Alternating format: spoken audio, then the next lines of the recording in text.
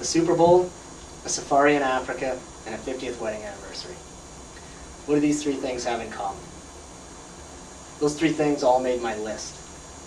It's not the fact that I have a list that's strange, but rather the events that inspired me to make it. Many of us find inspiration from some common places.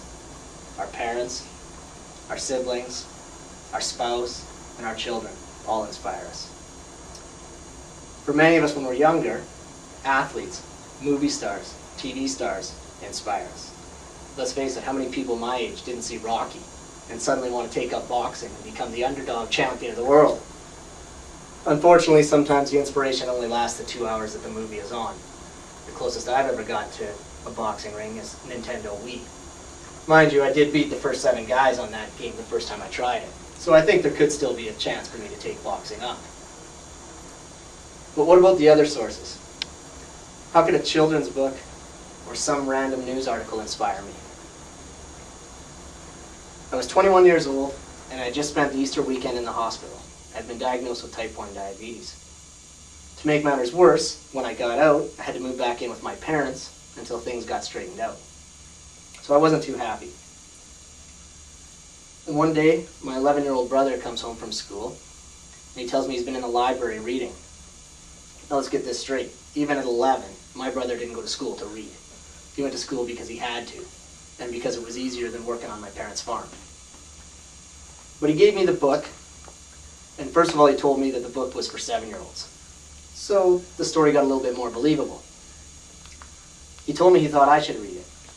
It was a book about Bobby Clark. For those of you who may not know, Bobby Clark was an NHL hockey player. He won a Stanley Cup. He was voted the league's most valuable player. He's a member of the Hockey Hall of Fame, and he's also a type 1 diabetic. This book was basically about the early days of Bobby's professional career, when he was struggling getting people to believe that he could play at that level while having diabetes. So I read the book in about 23 seconds flat, because it really was for 7-year-olds. I gave it back to him, and he said, "You see, it doesn't matter. You can still do whatever you want." And he was right. And I did, for quite some time. And then about 5 or 6 years ago, I had been married for a few years. I had a daughter. We were expecting our second. There was still a couple more to come after that, but that's another story. And I realized it was time for me to grow up. Time for me to mature. Time for me to provide for my family in the case that anything bad should ever happen to me. Time for me to get some life insurance. The trouble was, I couldn't get the cheap, non-medical life insurance that every 30-year-old non-smoking male gets. And it didn't matter that I was probably healthier than 75% of the guys that did get it. It just mattered that I was diabetic.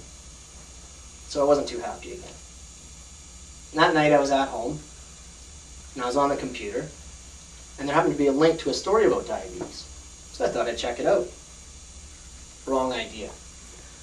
This was a story that went into great detail about every possible long-term complication that ever has been, ever will be, ever possibly could be linked to diabetes. I mean, this thing just went on and on and on. So now I was really not very happy. I went to bed.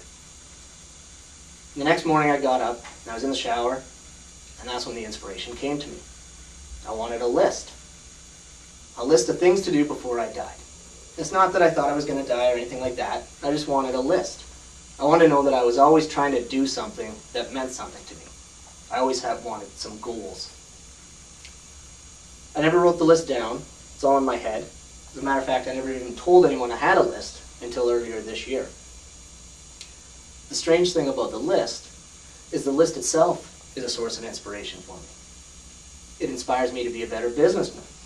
Because let's face it, going to the Super Bowl or going on a safari in Africa isn't going to be cheap. It also inspires me to be a better person. Because while I have one of the world's most patient and understanding wives, even she's not sticking around for 50 years if I'm some kind of jerk. And it also inspires me to live maybe just a little bit healthier. Because when I do hit that 50th anniversary, I'll be over 75 years old.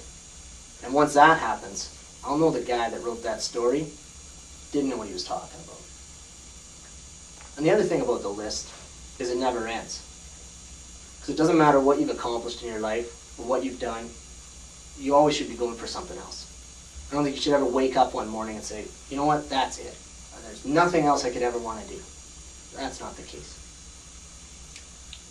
So this past summer, as I was flying home from New York, and I had just seen a baseball game at Yankee Stadium before it closed, and I had finally seen Bruce Springsteen live in concert, my mind started to wander. I started to think about how I was going to buy a new house on 5 acres, and how exactly I was going to get tickets to the gold medal hockey game in the 2010 Olympics in Vancouver.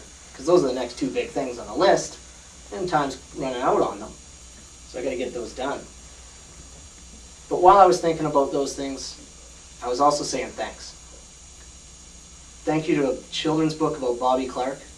Thank you to some guy that wrote a bad article on MSN.ca.